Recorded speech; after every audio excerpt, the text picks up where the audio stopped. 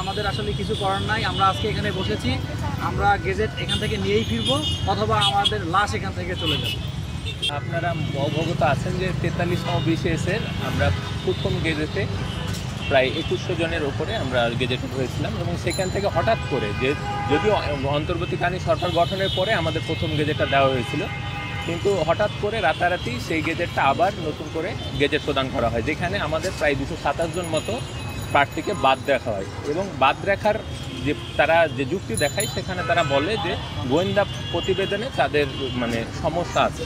And গোয়েন্দা প্রতিবেদন যেখানে আমরা বেশ কয়েকটা এজেন্সি গোয়েন্দা প্রতিবেদনে প্রেরণ করেছে, দুইটা এজেন্সির মধ্যেই তাদের প্রতিবেদনের মধ্যে গড়মিল দেখা গেছে। তো আমরা মনে করতেছি যে এই প্রতিবেদনটা ছিল পূর্ণ খামখেয়ালিপূর্ণ, যার কারণে এটাতে অবহেলা ছিল এই প্রতিবেদনে, যার কারণে আমরা যারা অনেকেই 227 জন মতো বাদ পড়েছি। কিন্তু তারপরে আমরা যেহেতু আমাদের জনপ্রশাসন মন্ত্রণালয়ে আমরা যোগাযোগ করার চেষ্টা করেছি, তারা আমাদের কাছ থেকে পুনরায় আবেদন গ্রহণের জন্য জানানো হচ্ছে, আমরা আবেদন দিয়েছি। সেই আবেদনের পরও আজকে 4 মাস চলে গেছে, সেই আবেদনের ফলাফলটা কি তারা আমাদেরকে এখনও জানা নেই।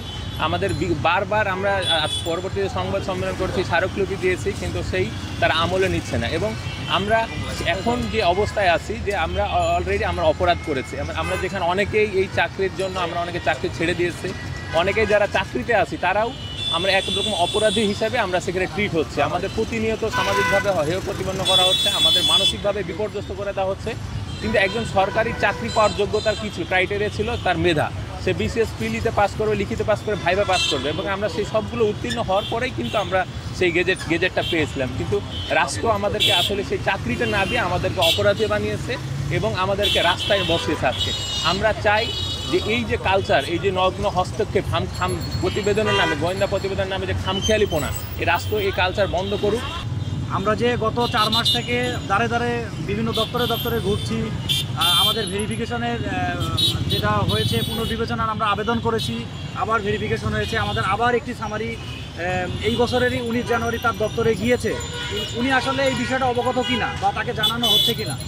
আমরা এই যে অনেক জায়গায় ঘুরে, অনেক দপ্তর ঘুরে আমরা মানসিকভাবে ভেঙে পড়েছি এবং আমাদের আসলে কিছু করার নাই। আমরা আজকে এখানে বসেছি, আমরা গেজেট এখান থেকে নিয়েই ফিরবো অথবা আমাদের লাশ এখান থেকে চলে যাবে।